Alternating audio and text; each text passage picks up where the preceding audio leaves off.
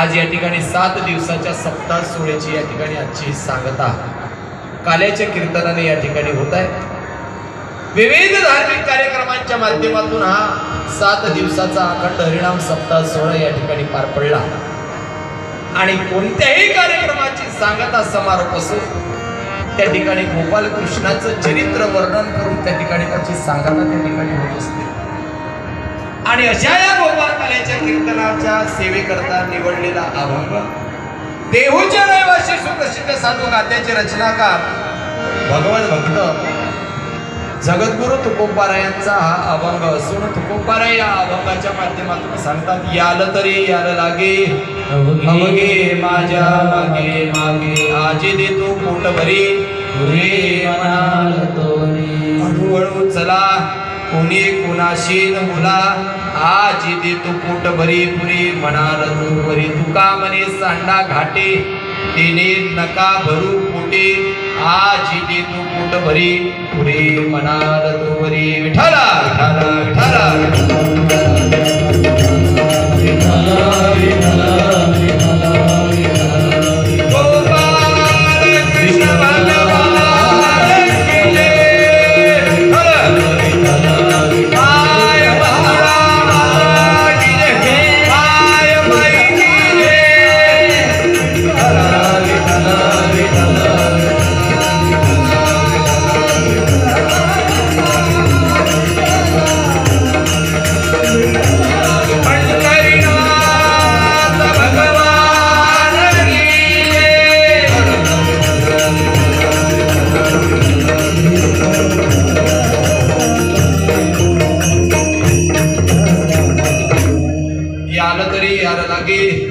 अवघे माझ्या मागे मागे।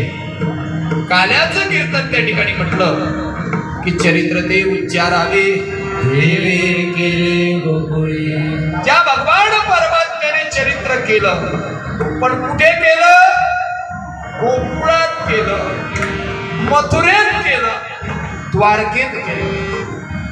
त्याही याच्यामध्ये प्रकरण आहे बाल क्रीडेचे, रासलीलेचे, असे अनेक प्रकरण आपल्याला भगवान गोपाल कृष्णाच्या चरित्रांचे त्या ठिकाणी आपल्याला संतांनी केलेल्या वर्णनानुसार त्या ठिकाणी दिसतात।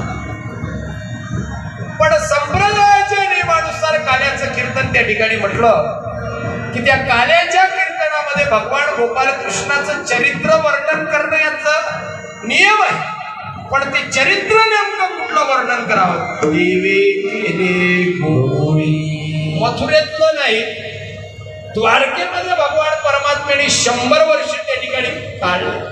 त्या द्वारकेतलं चरित्र वर्णन करायचं नाही, तर चरित्र वर्णन करण्याचा नियम त्या ठिकाणी सांगितला की काल्याच्या प्रसंगामध्ये भगवान गोपाल कृष्ण ज्या गोकुळामध्ये 11 साडे 11 वर्ष त्या ठिकाणी वास्तव्याला होते, अशा 11 साडे 11 वर्ष ज्या भगवान परमात्म्याने गोकुळामध्ये वास्तव्य केलं, अशा गोकुळामध्ये केलेल्या लीला क्रीडांचं वर्णन जगद्गुरु तुकोबाराय सुद्धा त्या ठिकाणी वर्णन करतात। विठाला विठाला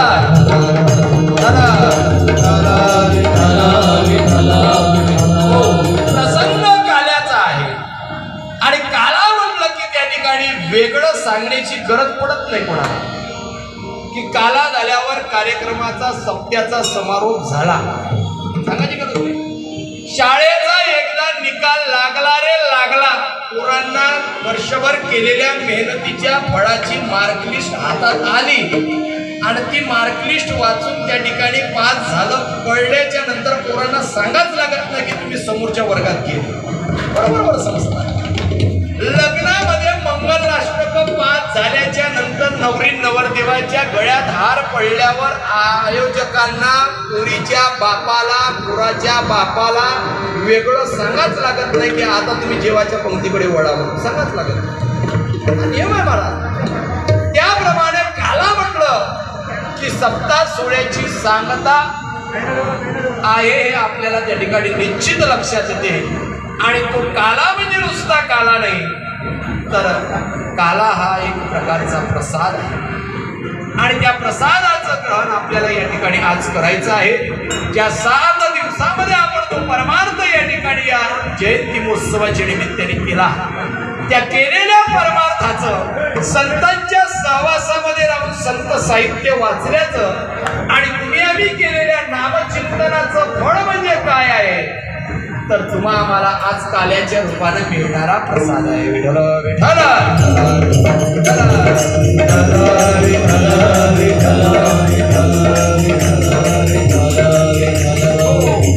आणि तो प्रसाद माझे संत त्या ठिकाणी देतात. आणि तो प्रसाद म्हणजे काय आहे? प्रसाद शब्दाचा अर्थ आपल्याला त्या ठिकाणी सांगता येईल. पेढे लाया पोहे चिरंजी बस्ताशे तुम्ही खडी साखर आणता काय काय आणता ते माहित नाही पण जे काही तुम्ही सगळेजण आपण मंडळी आणतो या सगळ्या गोष्टीला आपण त्या ठिकाणी प्रसाद म्हणतो. पण केव्हा म्हणतो? जेव्हा दुकानातून आणला तेव्हा त्याला चिरंजीच म्हणतो. पण आणल्यावर देवापाशी ठेवून पाणी फेरलं उपार केला की त्या चिरंजीचं नामकरण होते. त्या चिरंजीला चिरंजी वाटा कोणी म्हणत नाही तर त्या चिरंजीला प्रसाद वाटा असं म्हणते.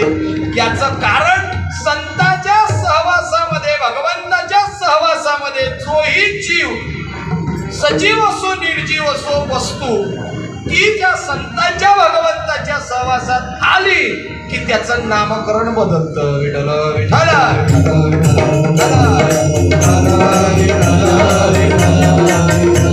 याप्रमाणे आज जो प्रसाद मिळणार आहे तो प्रसाद म्हणजे काय महाराज?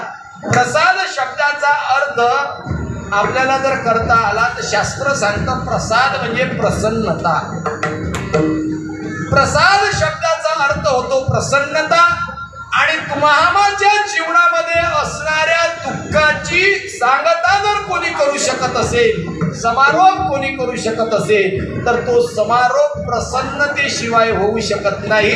आणि असा प्रसन्न रूप असणारा भगवान परमात्मा त्या भगवान परमात्म्याची केलेली आराधना त्या संतांची केलेली आराधना आणि त्यांच्या सहवासात तुम्ही आम्ही नामचिंतन केलेल्याचा आनंद आणि त्या आनंदाला मिळालेली शक्ती म्हणजे आजचा काल्याचा प्रसाद. विठ्ठल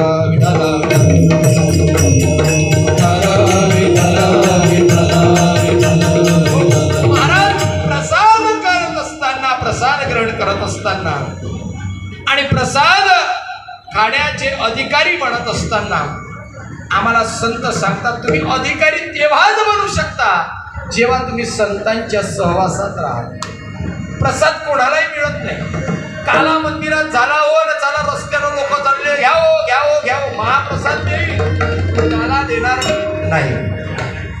काला हा संतांच्याच मांदियाळीमध्ये आल्यानंतर आम्हाला मिळत असतो आणि तो काला आम्हाला आज लहानोजी बाबांच्या जयंती उत्सवाच्या निमित्ताने मिळत आहे. मग हे लहानोजी बाबा कोण आहे?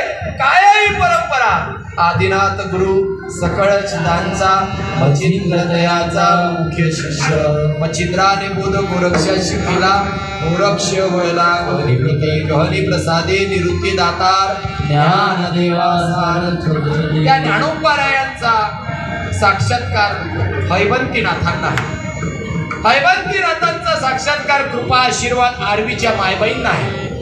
मायबाईंचा कृपा आशीर्वाद विश्व का सबसे बड़ा पावर स्टेशन सद्गुरु आडकुजी बाबा वरखेडच्या बाबांना आहे. त्यांच्या चरण पादुका आपल्या मंदिरामध्ये या ठिकाणी जन्मगावावरून आल्या.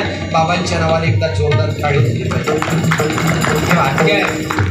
काही मंडळी वरखेडला गेली असेल काही न गेलेली असणार पण आज जे गेले नाही त्यांच्याकरता संत तुमच्या मनातला भाव कोण या ठिकाणी लहानोजी बाबाच्या दर्शनाला आणि तुमच्या आमच्या चरणाला नतमस्तक होण्याकरता संत सुद्धा भक्ताच्या आणि भगवंताच्या चरणावर नतमस्तक होतात.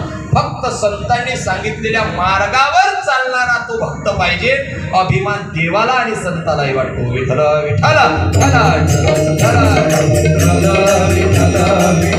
हो या मायाबाईचा कृपा आशीर्वाद सद्गुरु आडकुजी बाबांना सद्गुरु आडकुजी बाबांचा कृपा आशीर्वाद वंदनीय राष्ट्र संत श्री तुकडोजी बाबांना परमहंस श्री संत लहानोजी बाबांना परमहंस श्री सत्यदेव बाबांना आणि या तीन मूर्तीतून त्रिवेणी संगमाच्या माध्यमातून निर्माण झालेले हा तुमामाचा भक्त परिवार म्हणजे आज या काल्याचा प्रसाद ग्रहण करण्याचा अधिकारी बनलेला आहे. विठ्ठल विठ्ठल विठ्ठल विठ्ठल